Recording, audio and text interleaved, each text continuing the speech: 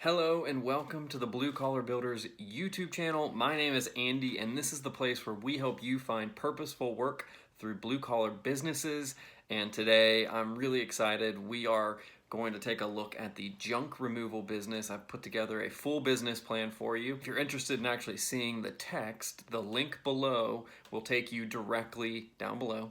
In the comment section will take you directly to the business plan I've put together. Wanted to walk you all through it because I think that there's a really interesting opportunity for folks who are interested in breaking a sweat and going out and doing the work that other people aren't interested in or just can't do. I think that creates a really tremendous business opportunity for you. So here's what I want to do, walk you through the overview, and then if you're interested, once again, feel free, click the link down below, and that will give you the full text breakdown. So the overview, the goal of any business is to create value and to serve customers.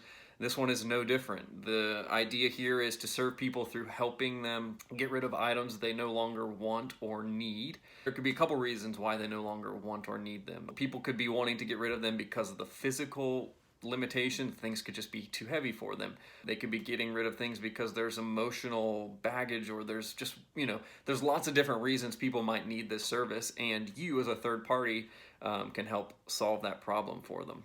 So the first thing, if you're interested in this business and you want to do it the right way, which I would suggest, you want to set up an LLC most likely. And the reason for that is it limits your liability. So if something were to happen, they're not going to come after your personal assets. So you want to set up an LLC, choose a business name, and then file for an EIN, so that's just a federal ID number. If you're in the US, you'll want to do that through the IRS. All right, so that's kind of the mushy stuff. Let's get into some of the details so that you can make this really practical and get started. The first thing I want to talk through is just the equipment you're going to need. So the first one is you're going to need some kind of vehicle to haul away the trash. Now, if you don't have a truck or you don't have a dump truck or a trailer, I think don't turn this video off. I think I've got a good idea for you. What you can do is, if that's your situation, go rent a U-Haul. I mean, it's maybe $100 a day or whatever it is, but go rent a U-Haul, go get your first project. I mean, if you're interested in doing this, we have to find solutions. We have to find ways to get this business started. So go rent a vehicle and serve your customers with it until you have enough money to buy a vehicle or a trailer for yourself.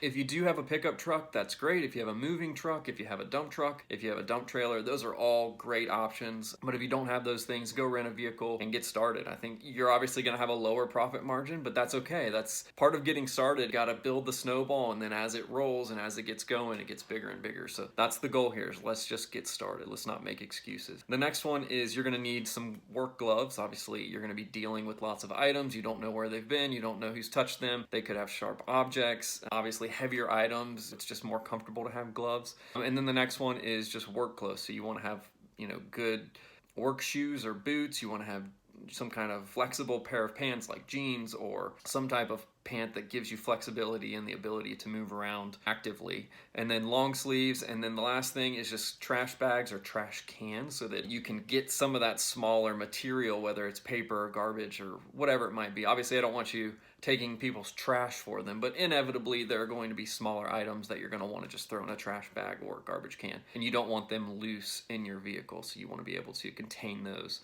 so they don't get all over the place. All right, so that's it for equipment. I think that gets you pretty covered and gets you started. The next part is the marketing. This is a really important part, and I think there are lots of different ways you can go about doing this. I think there are some really obvious first ones that will hopefully get you your first customer, and that's really the goal with this. Is we want to get your first customer, we want to get you some experience, we want to get you some confidence, and we also want to get you a customer testimonial so that they can share that with other folks. The first thing I would do is reach out in Facebook groups. Go to targeted neighborhood groups or moms groups and just say, hey, I'm offering this junk removal service, and even if you want to go above and beyond, you could offer your pricing, but you could also say, I'm happy to do a free estimate, something like that. Make it really easy for someone to say yes to, and just start posting in neighborhood groups. I think you'd be surprised who might think, yeah, I didn't realize I needed that, but since they brought it up, I guess I do need it. I think that would be a really good place to start. The next one is reach out to family and friends. See if anybody has junk that they've been wanting to get rid of that maybe you could help them get rid of. The next one is a little bit more of the next step. This is not necessarily for the exploratory phase, but this is once you've decided, yes, I want to do this. I think I understand what it takes, and I think I can do this profitably. Then I would set up your Google My Business business page. And the reason for that is that people are going to Google and they're typing junk removal service Nebraska, junk removal service Cincinnati, junk removal Ohio, wherever it might be. People are going to Google to find that, and really you want to show up in those listings as they're going through. Once you have your Google My Business page set up, in order to do that, you're going to need a few things. You're going to need an address, you're going to need a phone number, and you're probably going to need a simple website. Google just likes to have those things to verify that you're a real listing. So what I would tell you is make a really simple one-page website. It doesn't have to be anything major. It can just have your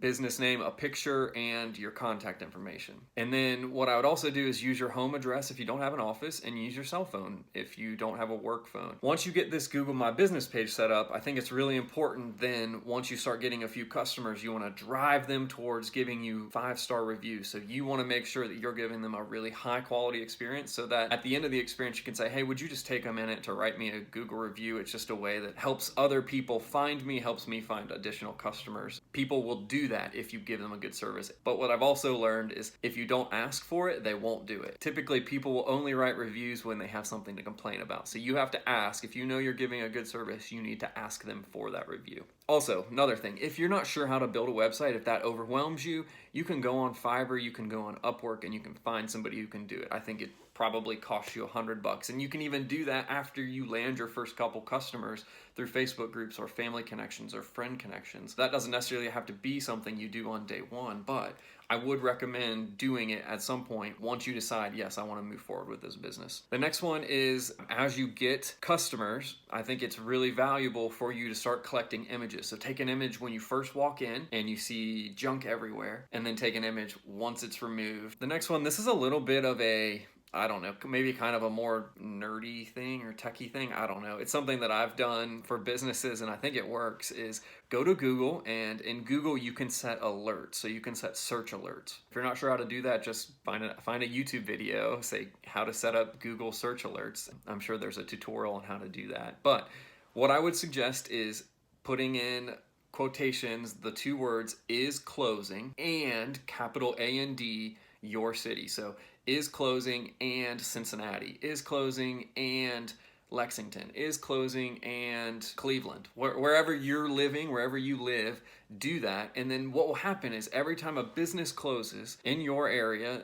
and the news reports it, that will send you an alert saying, hey, this business just closed. Then what you want to do is call that business and say, hey, I'm so sorry to hear that you all went out of business. I know that the transition process can be really difficult. Do you all need any help in getting some of your extra stuff out of the building and removed? And that's a great opportunity for you to come in and help someone who's already feeling like, wow, this is overwhelming. I just lost my business. And you can actually provide a service for them that is helpful and expedites that process for them, which I think is super valuable. The next one is go make connections with realtors. Realtors are in the business of helping people buy and sell homes. You're probably more interested in their customers who are selling homes, because people, when they move, they realize that there are things that they don't want to take with them, and that is junk. So they need someone to remove that junk, and a realtor can be a great resource for you in referring you to new business. So someone who's selling their house, they're ready to go, they've gotten all their furniture, all the things they want to take with them, and they're at a place where they're exhausted and they're really just kind of overwhelmed and saying, I don't want to deal with this junk, I just want to pay somebody to take it. Great opportunity for you to step in and to fill that need for them. The next one is simple. It's a pretty traditional idea. It's just putting yard signs. Go find an affluent area or an affluent neighborhood that has disposable income and probably lots of things, and go put your yard signs all over different intersections and make it very easy to read. Don't put a lot of information on there. Just say junk removal, whatever your business name is, and your phone number. Make it super simple for them to contact you. And then the last one that I have here, I think there are more. So if you're interested in more ideas, just let me know in the comments down below, and I'd be more than happy to help you brainstorm some more ideas. The last one here is garage sales. So I think when someone is setting up a garage sale, they're very excited to get rid of stuff. There's that incentive. I want to get it out of the house. I want to get it out the door, and I want to go maybe make a little bit of extra money with my garage sale. Well, at the end of the garage sale, you're exhausted and you're over the process because you spent all your time and energy selling your goods, and the reality is not every garage sale sells out. And so this is a great opportunity for you to step in and say, hey, I know that the whole garage sale process is exhausting. At the end of the garage sale, if you guys have stuff left, I'd be more than happy to come pick it up and take it away for a fee based off of the items that you have. I believe that someone at the end of a garage sale who just made money is probably willing to say, I just made $500. I'm happy to pay somebody $100 to take the rest of this stuff and just be done with it. That's a $400 profit for me, and I don't have to deal with taking the stuff to Goodwill or figuring out where to put it, or even worse, continuing to keep holding on to it. So garage sales, I think, are a really good opportunity. And like I said, if you need additional ideas, I'm more than happy to help you think through that as well. The next one, we're talking about the sales process and kind of identifying what the pricing might look like. So what I would always recommend is go look at your local market and try to understand how they're pricing their services. Are they pricing it by the item? Are they pricing it by the room? Are they pricing it by the type of item? And I think you probably want to really understand exactly how they're doing that, because as we'll talk later, when you're taking this stuff to a landfill or a dump, there are different prices on different types of items. So you want to know exactly how they're pricing that, and you also want to know what your landfill prices are, but we'll get into that a little further down. The next step is take into consideration large items. If there are a bunch of large items, you need to consider, hey, this is going to take me more time, it's going to be more difficult to dispose of, and probably more expensive to dispose of. So you need to take that into consideration. If there's a room full of a lot of furniture or appliances, you need to probably price that a little higher than if it's just a bunch of knickknacks and clothes or something like that. What I've found, and this is not a set price, but just to give you a general idea, what I found is that the average cost for this service is about $40 to $60 per cubic yard. So you need to figure out how many cubic yards can I get in my truck or my trailer or whatever it might be, and then you need to identify, I can haul $500 worth of junk in this setup that I currently have, and that'll give you an idea what your pricing might be. But please research that. It varies by city, and it also varies by the item or the material that you're hauling away.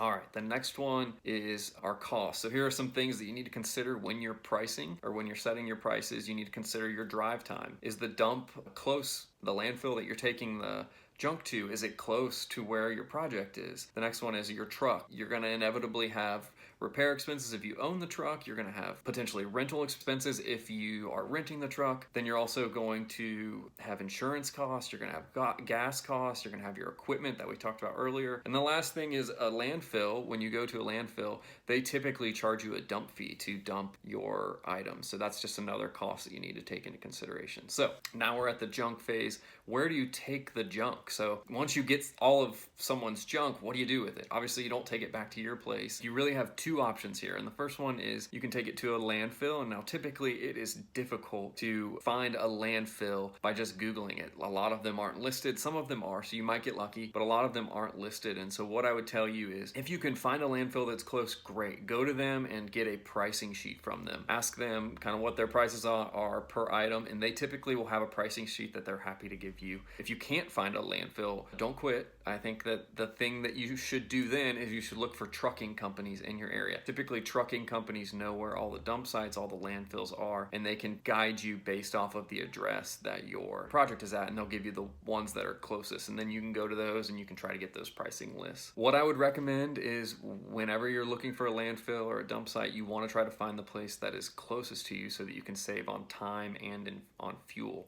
I think that's really important. It'll help drive your profitability. The next piece is you can try to resell the junk that you're getting rid of. I think oftentimes you'd be shocked what people throw away, and that could create great opportunity for you to go and resell it. And I think there are 3 easy places: Facebook Marketplace is one, Craigslist, and then OfferUp. I think if you find some stuff that has value, whether it's furniture or even if it's video games or technology, whatever it might be, oftentimes you can sell those on those sites and make a profit on top of the profit that you're already making. So I think that's a really cool way to do it. And then the last thing is just the software to manage your business. I love using QuickBooks for my businesses. I use it for accounting, invoicing, insurance, and then hiring and firing. They have a tremendous platform, and it's very self-explanatory. And then the last thing is a way to manage customers. I would recommend using Trello or Google Calendar. Those are both free, and it helps you manage your schedule, but also it can help you manage customers through prospective phase, through the estimating phase, through the scheduling phase, and then through the completion phase. It's a super simple, free way to do it. So I hope that this is really helpful for you all. I'm excited that you're considering starting a hauling junk removal business. And if you have any questions at all, please don't hesitate to reach out in the comments. I'd love to help you get started. And once again, if you're interested in the full business plan, just click the link down below and it'll take you directly to it. Please don't hesitate to reach out if you have any questions. I'd love to help. Peace.